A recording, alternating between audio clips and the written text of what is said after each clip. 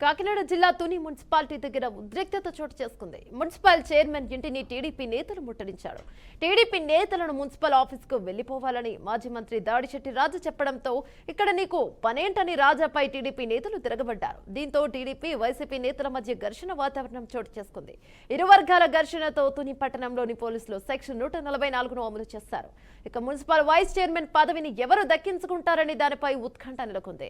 అయితే టీడీపీకి పూర్తి స్థాయి మద్దతు లేకపోవడంతో ఇవాళ కూడా ఎన్నికను అడ్డుకుంటారనే ప్రచారం జరుగుతోంది. ఇక వైసీపీకి చెందిన కొందరు కౌన్సిలర్లను ఎన్నికకు హాజరు కాకుండా టీడీపీ నేతలు అడ్డుకుంటారని సమాచారం.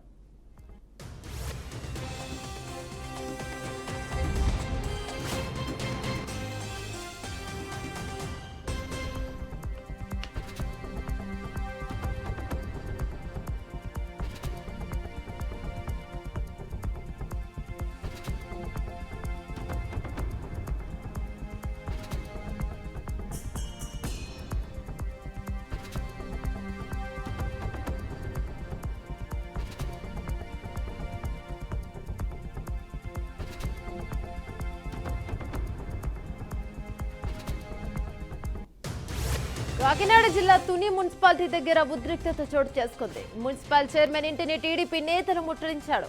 టీడీపీ నేతలను మున్సిపల్ ఆఫీస్ కి వెళ్లిపోవాలని మాజీ మంత్రి దాడిశెట్టి రాజా చెప్పడంతో ఇక్కడ నీకు పనేంటని రాజాపై టీడీపీ నేతలు తిరగబడ్డారు.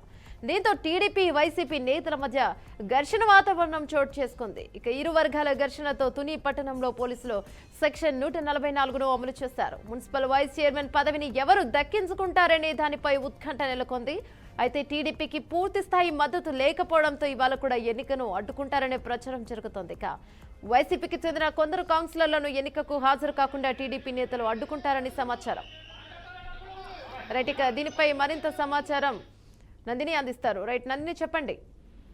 Good morning. ఏమన్నా ఏదైతే తుని మున్సిపల్ వైస్ చైర్మన్ ఎన్నిక మరి కాసేపట్లో అయితే కౌన్సిల్ హాల్లో ప్రారంభం కానుంది. ఇప్పటికే 2 సార్లు ఇది వాయిదా పడుతూ ఉంది. గత 2 రోజులుగా కూడా దీనిపై అనేక వివాదాలు కూడా నడుస్తున్నాయనే చెప్పాలి. అయితే ఈ నేపథ్యంలోనే ఎటువంటి అవాంఛనీయ ఘటనలు కూడా చోటు చేసుకోకుండా పోలీస్ బందోబస్తు కూడా ఏర్పాటు చేశారు. అలాగే అక్కడ జరుగుతున్న ఏర్పాట్లను కూడా జిల్లా జాయింట్ కలెక్టర్ రాహుల్ మీనా కూడా ఎప్పటికప్పుడు పర్యవేక్షిస్తున్నారు.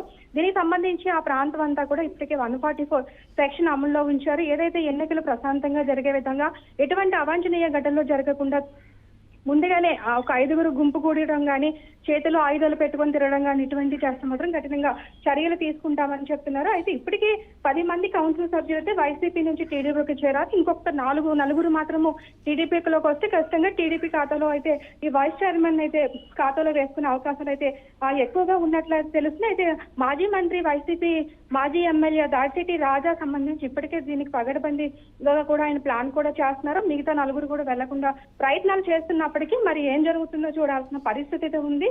అయితే టీడీపీ నేతలను మున్సిపల్ ఆఫీస్ కి వెళ్లిపోవాలని మాజీ మంత్రి కూడా ఇప్పటికే దాడిశెట్టి రాజా కూడా సూచించారు. అయితే నీకు పనేంటని రాజాపై కూడా టీడీపీ నేతలు తిరగబడ్డ పరిస్థితి కనిపించింది.